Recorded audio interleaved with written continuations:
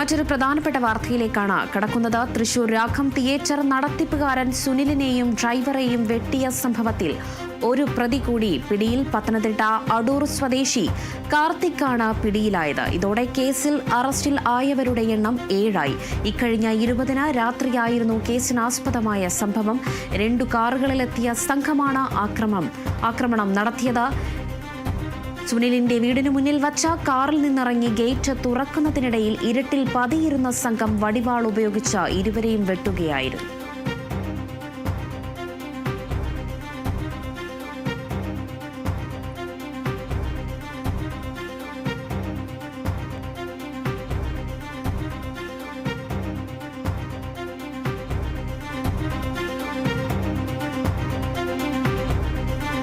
Thrissur രാഘം theatre നടത്തിപ്പുകാരൻ സുനിലിനെയും ഡ്രൈവറെയും വെട്ടിയ സംഭവത്തിൽ ഒരു പ്രതി കൂടി ഇപ്പോൾ പിടിയിലായിരിക്കുന്നു എന്നൊരു വാർത്തയാണ് വന്നിരിക്കുന്നത്. പത്തനംതിട്ട അടൂർ സ്വദേശിയാണ് പിടിയിലായ പ്രതി.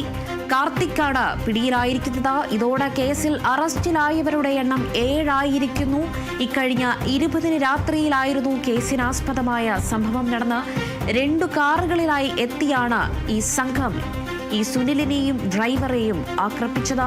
വെളപ്പായിലെ സുനിലിന്റെ വീടിന് മുന്നിൽ വച്ച കാറിൽ നിന്നിറങ്ങി ഗേറ്റ് തുറക്കുന്നതിനിടയിലാണ് ഇരുട്ടിൽ പതിയിരുന്ന സംഘം വടിവാൾ ഉപയോഗിച്ച ഇരുവരെയും വെട്ടിയത്. കൈക്കും കാലിനും പരിക്ക് പറ്റിയിട്ടുണ്ടായിരുന്നു. ഡ്രൈവർക്കും പരിക്ക് പറ്റി. അതോടൊപ്പം തന്നെ രാഘം തിയേറ്റർ നടത്തിപ്പുകാരനായ സുനിലിനും പരിക്ക് പറ്റിയിട്ടുണ്ടായിരുന്നു.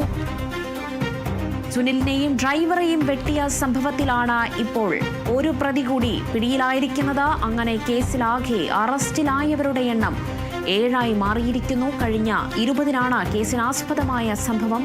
ഇപ്പോൾ പിടിയിലായിരിക്കുന്ന സ്വദേശി പത്തനംതിട്ട അടൂർ സ്വദേശിയാണ്. പത്തനംതിട്ടയിലെ അടൂരിലെ കാർത്തിക്കാണ് ഇപ്പോൾ പിടിയിലായിരിക്കുന്നത്. കേസിലെ 7-ാം പ്രതിയായിരിക്കുന്നത് കാർത്തിക്കാണ്.